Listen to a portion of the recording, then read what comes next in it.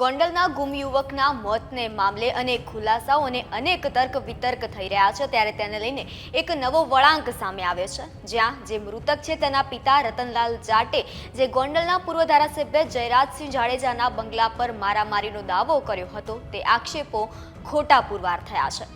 વધુ વિગતે જાણીશું આ વિડીયોમાં। નમસ્કાર, વાઇબ્સ ઓફ ઇન્ડિયા સાથે હું યશસ્વી।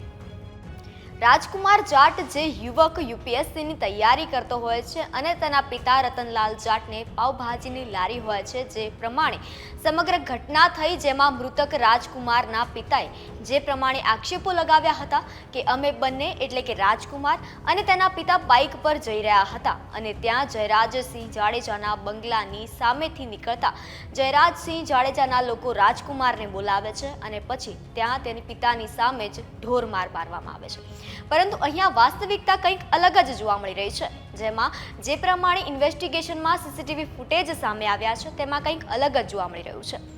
આ સીસીટીવીમાં ના તો રાજકુમારને બોલાવવામાં આવે છે કે ના તો તેને કોઈ ઢોરમાર મારવામાં આવે છે।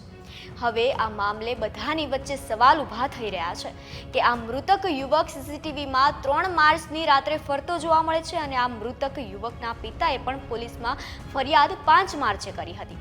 તમે જોઈ શકો છો આ સીસીટીવીના દ્રશ્યો, જેમાં સાફપણે દેખાઈ રહ્યું છે કે આ મૃતક યુવકને કોઈ જ પ્રકારની માર મારવામાં નથી આવ્યો અને આ મૃતક જાતે જ ચાલીને જયરાજસિંહ બંગલામાં ચાલ્યો આવે છે।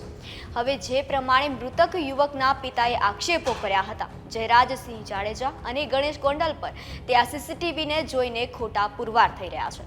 પરંતુ શું હવે જે રીતે આ યુવકની હિટ એન્ડ રનની ઘટના જણાવવામાં આવી છે, જેને લઈને પણ મૃતકના પિતા વિરોધ કરી રહ્યા છે।